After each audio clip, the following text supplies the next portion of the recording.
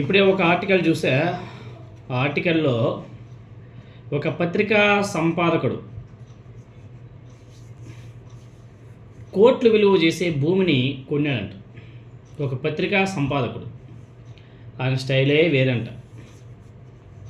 ఎవరు ఆ సంపాదకుడు అనేసి పూర్తిగా చూస్తే ఆర్టికల్ ఎక్కడ కానీ పేరైతే ప్రస్తావించలేదు, కానీ నిజంగానే ఆ సంపాదకుడి వర్కింగ్ స్టైల్ మాత్రం చాలా డిఫరెంట్.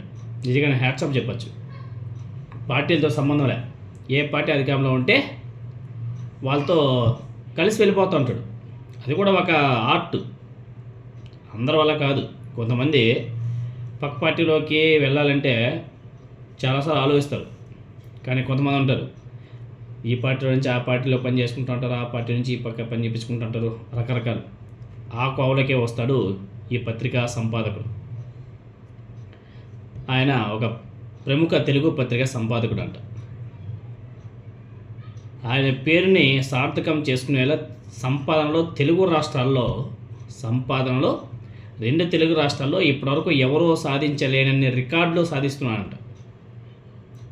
ఒక సంపాదనలోనే కాదు, సంపాదించింది బహిర్గతం అయినా కూడా ఏమాత్రం డోంట్ కేర్ అని చెప్పేసి ముందుకు వెళ్తూ జాలీగా ఎంజాయ్ చేస్తున్నాడంట. విలాసవంతమైన కార్లలో తిరుగుతాడంట. అది కూడా ఎవరి ముందు? ఓనర్ ముందు తన దర్జాలు చూపించుకోగలుగుతున్నాడంట. అంటే ఆయన ఎంత గట్టికుడో అందరూ కూడా అర్థం చేసుకోవచ్చు. ఇక్కడ విచిత్రం ఏమిటంటే ఆయన ఎక్కడ పనిచేసినా కూడా అధికారంలో ఉన్న వాళ్ళతోనే బాగా సన్నిహితంగా ఉండగలడు అంట. వైసీపీ ఉంటే వైసీపీతో, టీడీపీ ఉంటే టీడీపీతో, ఇంకొక పార్టీ ఉంటే ఇంకొక పార్టీతో.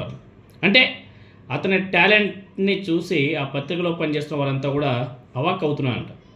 అంటే పరిస్థితి ఏ విధంగా ఉందో మనం అర్థం చేసుకోవచ్చు.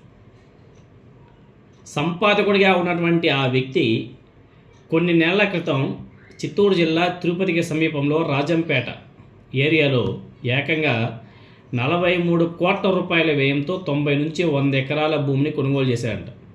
తెలుగుదేశం పార్టీలో ఉన్నటువంటి కొంతమంది నాయకులు చెప్తూ ఉంటారు. అయితే ఇవి ఎక్కువ బినామీ డీల్స్ రూపంలోనే జరిగాయంట.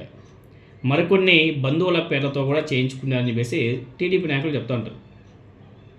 ఇది ఇప్పుడు రాజకీయ, అదేవిధంగా మీడియా సర్కిల్స్లో పెద్ద హాట్ టాపిక్గా మారిపోయింది.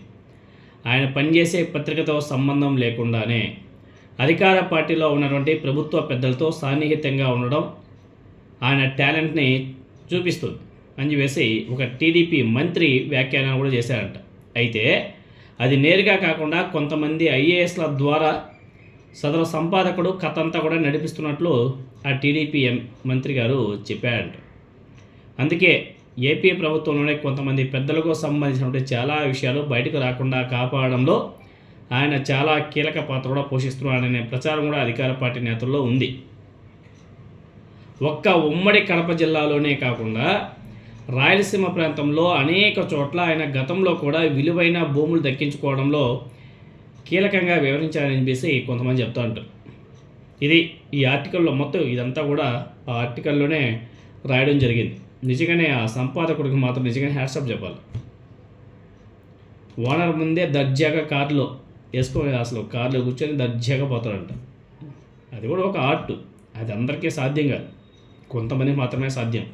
ఒక నారా చంద్రబాబు నాయుడు గారి లాగా ఆవిడ అంతే కదా, ఎక్కడ అవకాశం ఉంటే అటు దూకేస్తుంటారు. అటు కాంగ్రెస్, బీజేపీ, సిపిఐ, సిపిఎం మన తేడంలో ఒక పవన్ కళ్యాణ్ కానీ వీళ్ళందరూ కూడా అట్లా. వీళ్ళని చూసి మేబీ ఆ సంపాదకుడు కూడా నేర్చుకుంటారు. వాళ్ళే ఎలా ఉండాలంటే మనకేంద్ర భయ్ అనేసి వాళ్ళని ఇన్స్పిరేషన్ తీసుకొని నేను కూడా కోట్లకి పరిగెడుతున్నాడు. మంచిదే, తప్పులేదు, ఎవరి స్వార్థం వాడిది.